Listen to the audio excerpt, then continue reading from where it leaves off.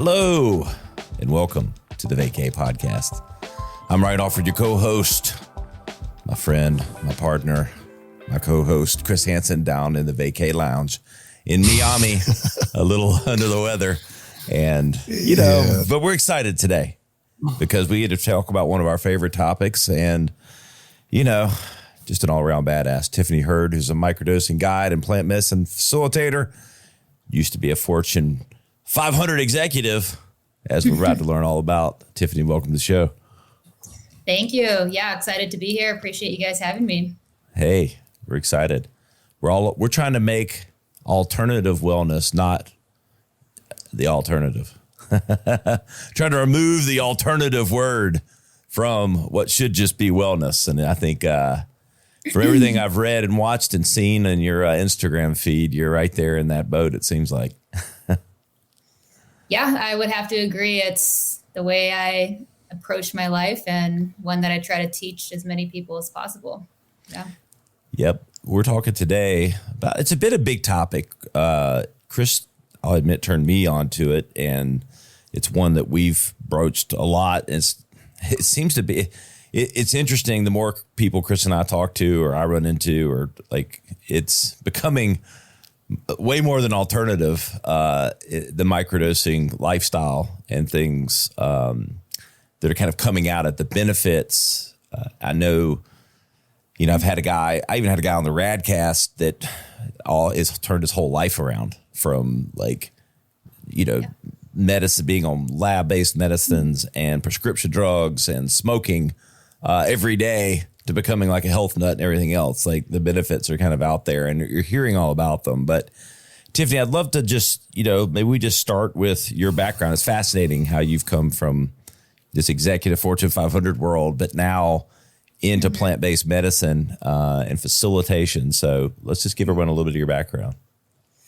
Yeah. So, having a background in that specific industry was challenging for me. And a lot of people love the industry and can succeed in it and stay in it and climb the ladder and everything. And I did that for many, many years. And there were times where I loved it, but ultimately it was really just kind of eating at me. And I knew I wasn't fulfilled in that industry, but I didn't really know another option. And so, if we even rewind a little bit beyond that, you combine that with a really challenging childhood upbringing. A lot of trauma happened in my life. And, a lot of those deeply rooted patterns get carried into your everyday life as you progress. And those tend to show in some of the most active, prominent areas in your life, relationships and your career, everything along those lines. So everything kind of came in at once of, okay, yes, I was in therapy. I was starting to go into the personal development space. Things were getting better. I was enjoying learning about myself and growing and elevating. And I just kind of kept hitting a plateau of knowing, okay, I know I can access deeper parts, but I'm kind of feeling stuck with where therapy has kind of gotten me. At the same time, I also was on antidepressant medications. I was on Lexapro. I was on Adderall. So it's kind of all happening at once. And, as I started researching about the plant medicine world, people close to me started just mentioning it. I didn't know a whole lot about it. This was about 7 years ago, and there was nearly not as much research as there is today, especially on microdosing. And so I just started learning about the benefits of microdosing and the little that was out there.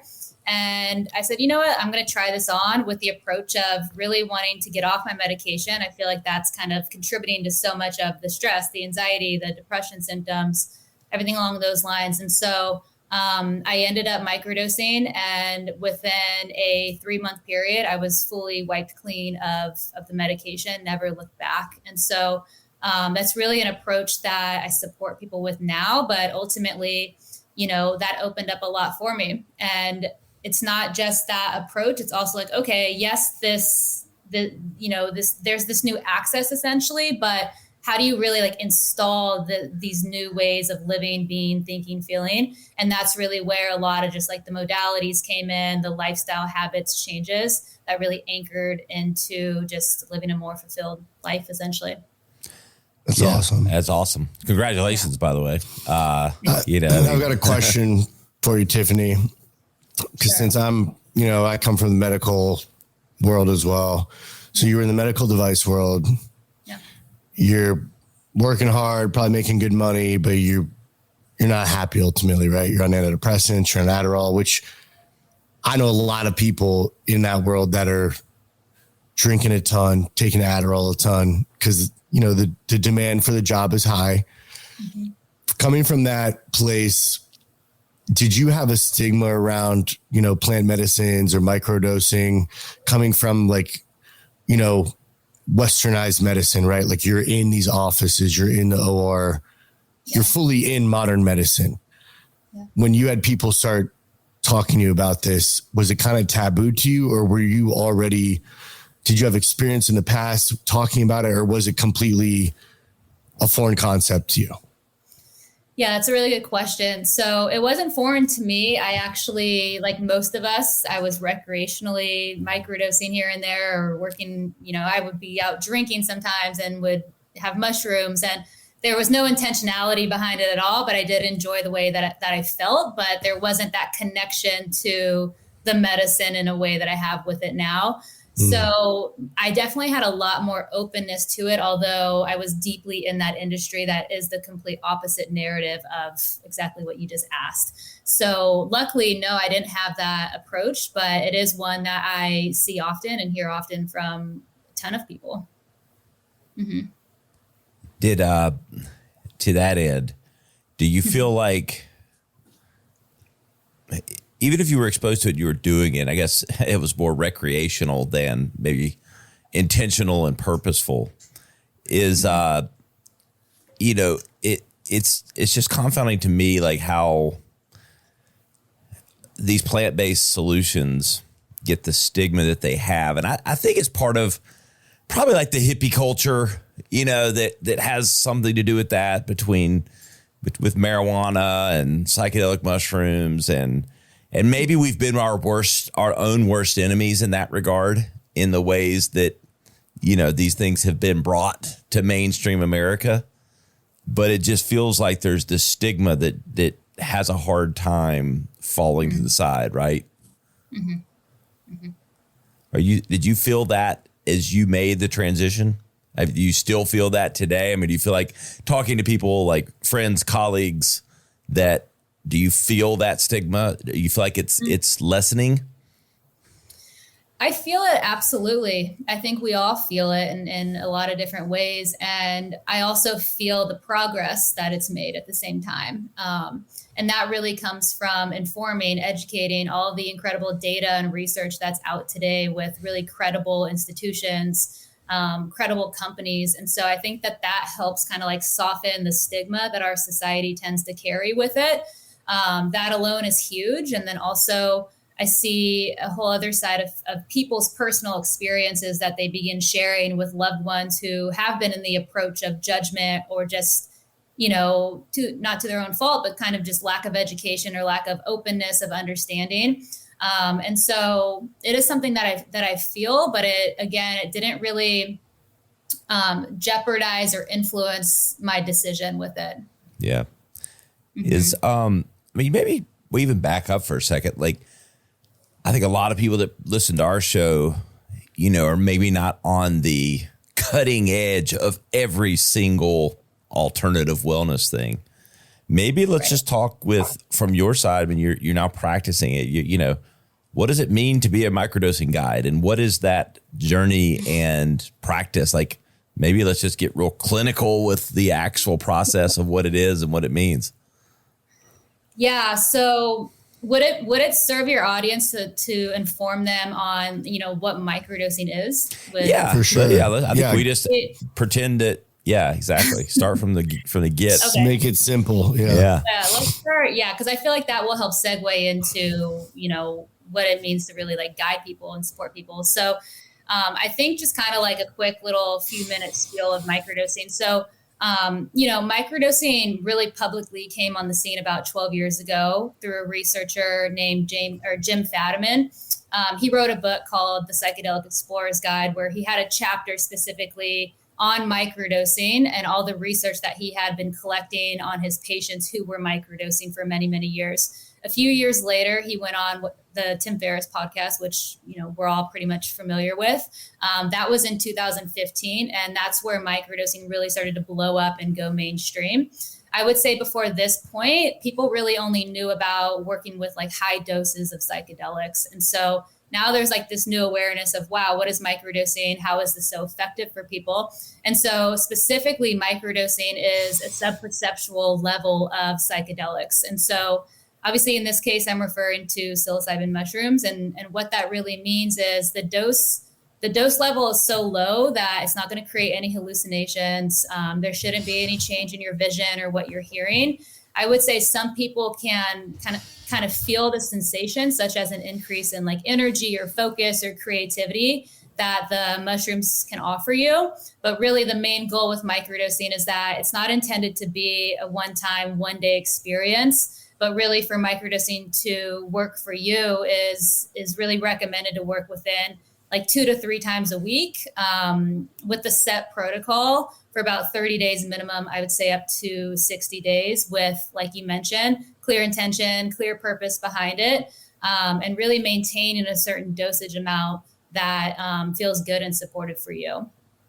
So yeah, I would say with all that, it's almost like microdosing is utilized as a skill that can be really honed and refined, and it's utilized as a tool, as a modality that can support with business, wellness, personal development, transformation, growth. You really can hone in on some really broad areas, which is amazing. Talk about, and I know, and we put this footnote in all our stuff, we're not, none of us are doctors, and we're not making any specific medical advice to anyone, but obviously you've experienced and have experiences, and I know Chris does as well, with, you mentioned some of the pharmaceutical drugs that you were on and taking and then completely came off of and things like that. I always wonder, like, obviously the plant medicine or whatever you want to call it, the ingredients from the mushrooms is having some amount of chemical or reactionary in the body that's assisting in coming off that versus just the mental clarity or discovery that allows you kind of both the mental. But what is it the combination of the two that I just described, or is it, something that just happens or that it helps with alleviating, withdrawals or things like that with people getting off of things they want to? Yes, I would say it's both. So that's really where like your mindset, your perspective, your environment, even though it's a low dose, psychedelic that you're working with, going into the experience, really preparing effectively, really sets you up to kind of have like a roadmap, to have a plan. Obviously, with anything that you want to have a successful experience with, that typically requires like intention and purpose. And I wouldn't necessarily say like strategy, but just this grounded, clear approach that sets you up for success. That's huge. And then also I would say the actual science that's happening in your brain, in the chemistry of your body that makes this all possible to really effectively see the changes. And so, I would say like do you want me to go into like the science a little bit? Yeah. That could be. Yeah, let's do it, baby. I want all that stuff. Let's get sciencey with it. Yes. We're not doctors, but we could talk about some things in the brain. Yes. So yeah, I would say, when you're microdosing, we all have what's referenced as the 5-HT2A receptor. This is a serotonin receptor that we all carry in the brain and in the gut. And so when you're consistently microdosing, what's happening is it's actually lowering inflammation in your body, lowering inflammation, in your brain.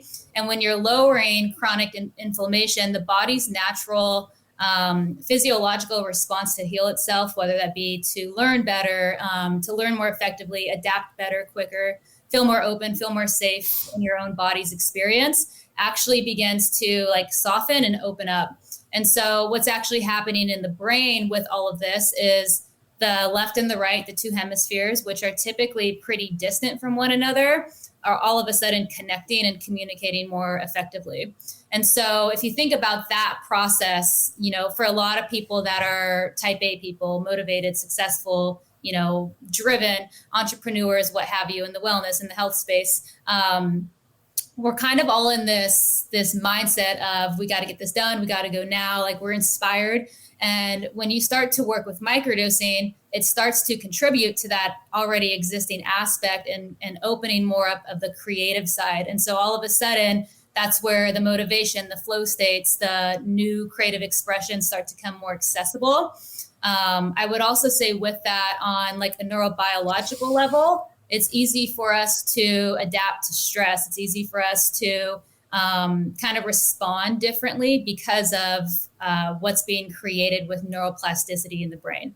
Neuroplasticity is essentially when our brain is more malleable, it's more plastic, which that just essentially means that we're able to grow and develop more effectively in a more accelerated pathway. And that's where you start to see people kind of experiencing a lot of healing, shifting a lot of habits, that can start to fall under anxiety, depression, where you're kind of stuck in that same thought loop pattern. And all of a sudden, these people are viewing things in a whole new way. That's very healing and effective for people. So, I'll pause there. I love that. I mean, I was thinking like, okay, I'm pretty hard headed. I need some neuroplasticity in my life. Yeah, where's the plastic? Yeah, bro.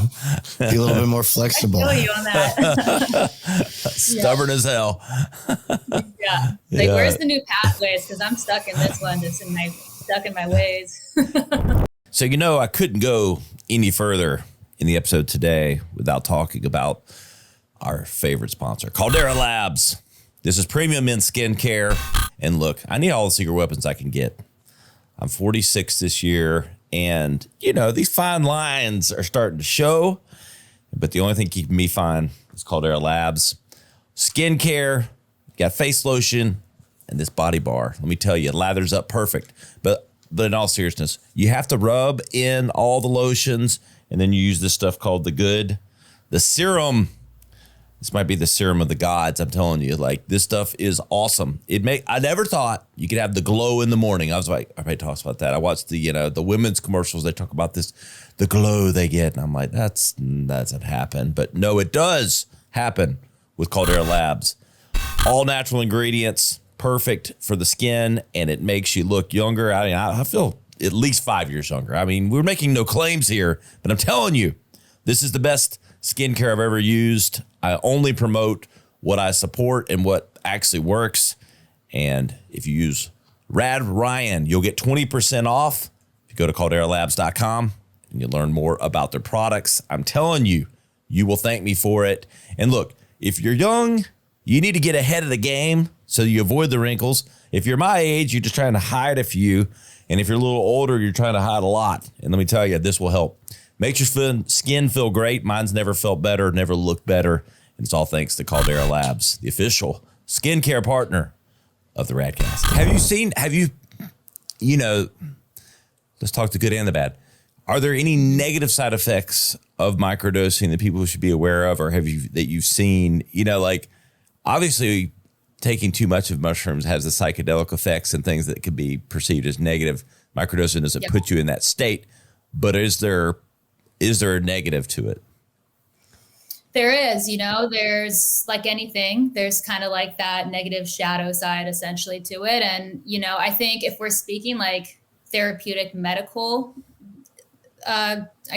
topic, it would be more so anyone that has like seizures or bipolar, whether that runs in their family or you're currently experiencing that. Anything like heart failure related, it's not recommended to work with psychedelics because it's only going to activate and amplify that. I would say kind of like if we remove the mental health aspect and it's just, everyday life, if you're, working with, whether you want to reference it as a substance or a medicine, that the medicine isn't grown in a way where it's trusted. That can kind of offset the experience because there is like an energetic spiritual component to it. It's a very ancient practice grown from the earth. And so there's a lot of, not to get too woo-woo, but it matters. There's a lot of energy in that exchange, and you can feel that. I've felt it many times myself. I would also say if the dosage is too high, especially for a lot of people that are new to microdosing, they're trying to figure out, okay, what dose feels good. A lot of people don't measure it. A lot of people would just kind of rip off a part of a chocolate bar or a part of the actual mushroom, think that it's a small amount when in fact it's not. And then they're going on this journey and maybe they had work calls or they were out driving. Obviously that can impact you. And then I would say another thing may be just not really preparing, kind of what I touched on before, not feeling like really clear with the experience. That can kind of set you down a different path. Interesting. When you're working with people, so we've talked about, what microdosing is. What's your process when, in guiding people in that journey? Yeah. So my process is to really help people kind of like lay the foundation of, okay, what are you desiring to receive out of this process? Why are you looking to microdose?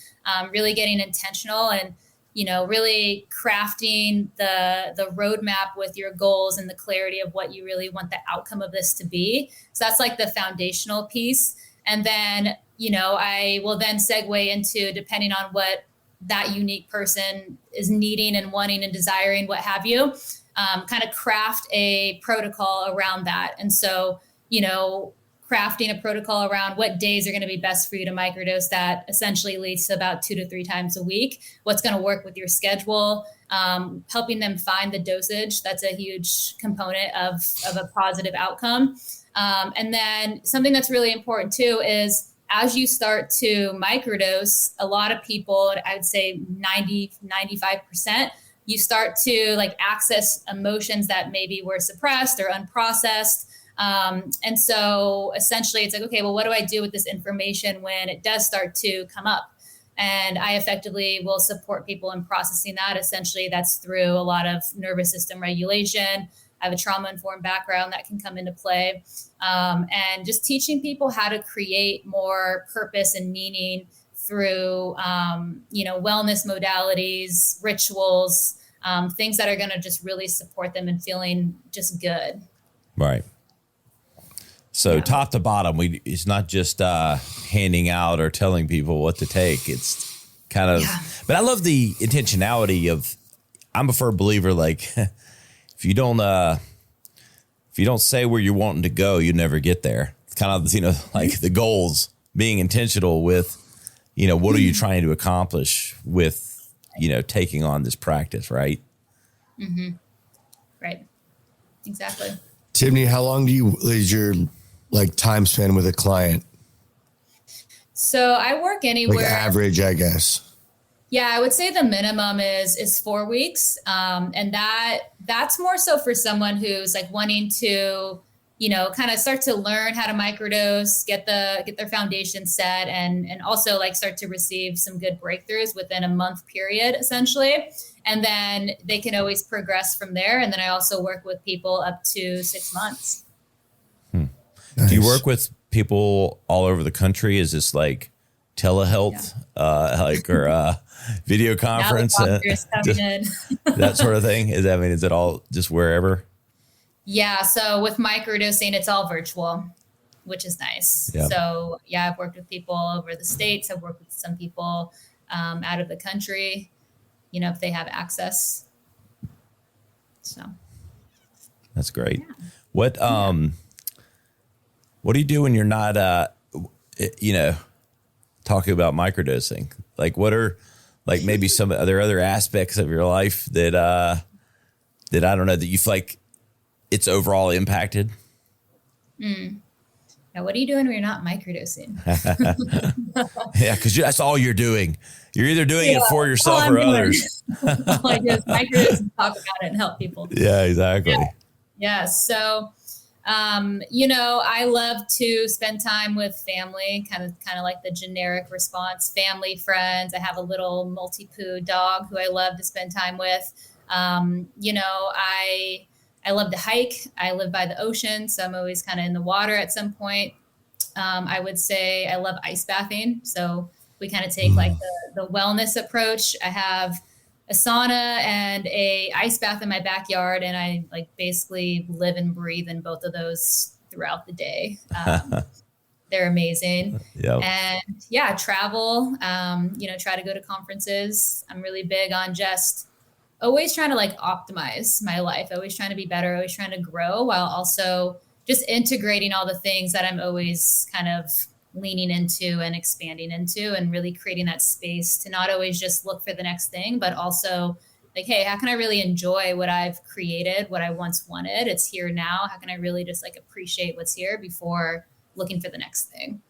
So I would say it's kind of a combination of the things that I do outside of my career. We had to put some humanity around you, Tiffany. You know, we got to make sure people know, you know, it's just not all plants all the time.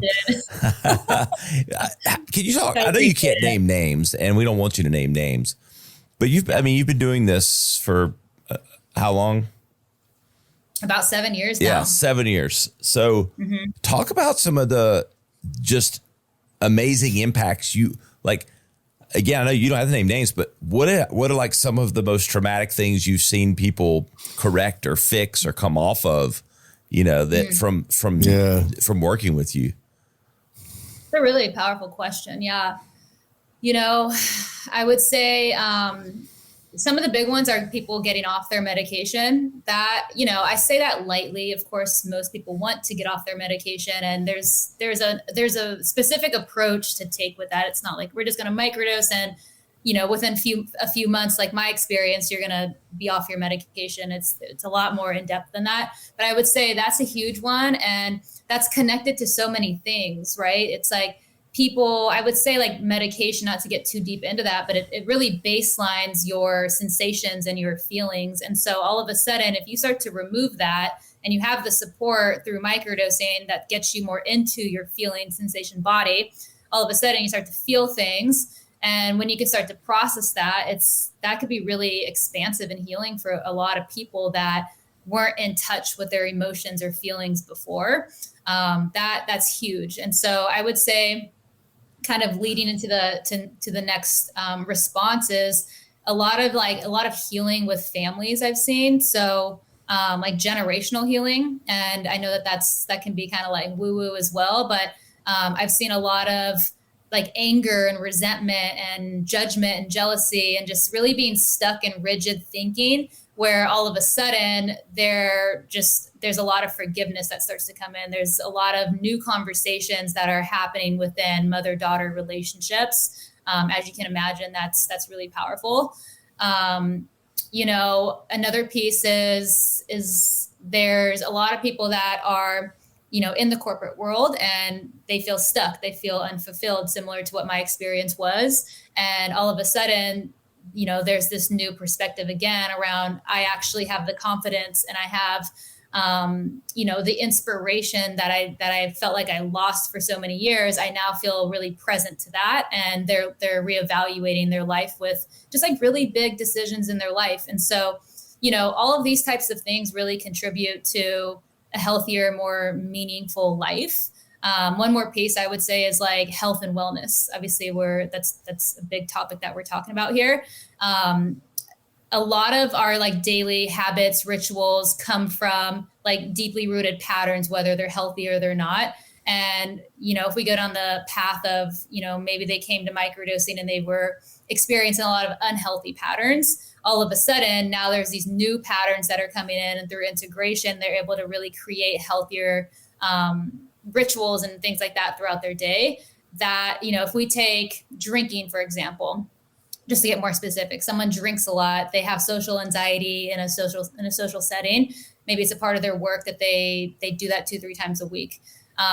Replacing microdosing with drinking, I've seen that happen with many, many clients, to the point where a lot of people actually stop drinking. So, you know, there's so many benefits with this when it's done really intentionally and really effectively. What's the typical, like, you know, you said the 3 to 4 days, you know, and for a certain, and you talked about like kind of the time period. Is it something that, for somebody listening, that's again, like really like, okay, I'm learning a lot. I'm hearing all this. Like I start microdosing. It's not psychedelic, but maybe walk through someone like what that feeling is going to be, for, when they're microdosing. Like what to expect. Yeah. Yeah. I would say if the dosage is good, if it's a good dosage for your body's response, again, it's not a one size fit all approach. Doesn't matter the weight, the size, the gender. It's really just how your body responds to it. If it's a good response, you should feel like more open, more present, maybe more aware, a slight increase in energy. It should feel good. Like you're just going to know like, oh, I feel really good today. I feel like I'm having a really good day. If you kind of hone in your attention on something specific, say you want to microdose to focus on, a business proposal, you may be really productive within that 2-3 hours setting that you set aside to really specifically focus on that. That's all a really good response. I would also say with that, you won't find this in Google is, hey, I might feel more emotional. That's totally normal. That's actually a sign that this is working and you're going into processing some things that will help accelerate your healing or your journey or however you want to view it. That's not a bad thing. And then I would say on the opposite side, if, the dosage is not a good dosage for you, I would say that you may have anxiety. You may feel like ungrounded. If you're going to work on that business proposal, maybe you actually can't focus in the ways that you thought you would be able to. I would say you kind of just might feel like a little uncomfortable in your body. But again, it will be very subtle and it wouldn't be anything to really be like alarmed of unless you took a really high amount. But yeah, I would say just do some breath work and ground your body and it should subside if that is your experience. Yeah. And it's interesting you brought up the very, very specific, like intentional. Okay. You might leverage it for a very specific thing that you have to do, like doing the, business proposal or whatever, versus, that seems almost prescribed for certain occasions in a way. Yeah. Because it's essentially what psilocybin is doing is it's allowing you to accelerate or hone in specifically on XYZ, fill in the blank. And so, for example, if you want to deepen your meditation practice, you're already meditating, but you desire to just go deeper. Because microdosing is going to allow you to feel more present with yourself and to have just like that slight increase of awareness, you're actually able to drop in quicker and deeper and more effectively. So that's why when you can really like hone in on specifics, you start to notice like, okay, when I'm microdosing and when I'm not microdosing, and I hone in on this specific thing, I'm actually noticing this is getting accelerated. That's interesting. Chris, do you feel like you've experienced that in your usage? Yeah, honestly, she put it perfectly, everything that was said, where I felt both those feelings where I've been like, this is right. This is good. I feel good today. Mm-hmm. And then on the flip side, and I know this from friends of mine too, where, they might try something else and it's a little too strong and it's a little uncomfortable. Mm-hmm. But I definitely noticed, literally as you were just saying, actually honing in, I'm thinking like, I got to do my taxes today. You didn't do those yesterday. Out of all things. I know, which like, if there's anything I need a little kick in my ass for, it's like the expense reports. Nobody likes doing that shit. Right. But no, I've found, she nailed it. There's been so many benefits where for me, the benefit I feel is I get like these little glimpses of maybe a different thought process. Like was mentioned, we're in these almost pre-programmed patterns that we operate in that might be very old programming. And now I feel like I have these little fleeting thoughts or downloads of like, maybe you could do this, or maybe this is bothering you because of this reason. Like maybe this is bothering you because of my perception and I need to change my perception of something, or how I'm going to for example, my taxes, I need to change the perception of this sucks to some gratitude that I make a little bit of money and I actually need to file taxes. So, but I mean, even I look at myself, like I quit, the nicotine vapes, I think 3 months ago now. And that was something that I was very intentional. When I was microdosing, like this is something I want to get rid of. And literally one day I just was like, all right, I'm done, and just stopped that day. And I know the microdosing helped with that. It just gives you a glimpse into a different way of thinking. And then I think it gives you the ability to say, like, you know what, maybe I'll run with that. Like, maybe I'll try this instead. And it gives me that little like nudge in the right direction to get me the momentum to make lasting changes or new connections or whatever. I can't speak high enough on the benefits of it. I mean, Ryan, you know that I tell you all the time. Yes. I absolutely, I think it's going to be one of the most profound things we can do in medical, like in our generation, as far as like, especially with mental health. 100%. I love everything that you just shared. And to even just kind of piggyback off that, it's the fact that we now have an alternative holistic approach to medication, essentially, is huge to mental health and beyond. Yeah. I mean, to that end, as we kind of close out, I mean, talk about what are you seeing in the industry, on the business side, the drug development opportunities. I mean, I know California got a little bit of the blow with the veto on psychedelics, but I know that was kind of that was really unexpected. That was unexpected for me. I didn't know where he stood on all that, but I don't know the rationale. I'm sure he had it behind it, but right with or without that portion of it, what are you seeing as far as the industry goes with everything around this? Right. I think like policy is huge. That's something that, especially now as Californians, are going to continue to fight for. But there's always going to be an underground approach that's going to maintain, obviously. And then in terms of just like the drug development with psychedelic companies, biotech companies, pharmaceutical companies, they're continuing as is. And so what's present is the amount of research, the amount of data, the amount of clinical trials that, if we even just hone in specifically on psilocybin, the clinical trials that mental health related are currently in progress is huge. I mean, we're talking things, depression, anxiety, stress, migraines, eating disorders. Like, I mean, the research and everyone's hands all over it. And so, I think that's going to progress in a way where it's kind of a rat race. There's a lot of companies with their hands in the pot, and some companies are stage 2, stage 3 clinical trials, which is amazing. And it's all kind of maintaining and sitting on, where are things going legally. And so it'll be interesting to see where that goes. It is disappointing to see obviously what recently happened with California. But there also is so much hope and positivity for all the legalizations that have happened, even just this year. And that continues to just grow. And I think California will eventually arrive there.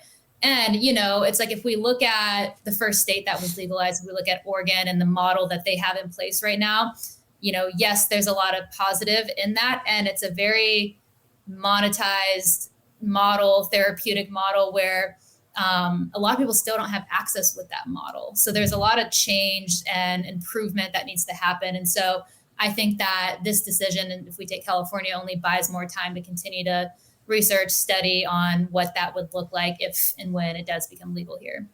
Yeah. Yeah. It's the wild, wild west a little bit right now in all this kind stuff. Is.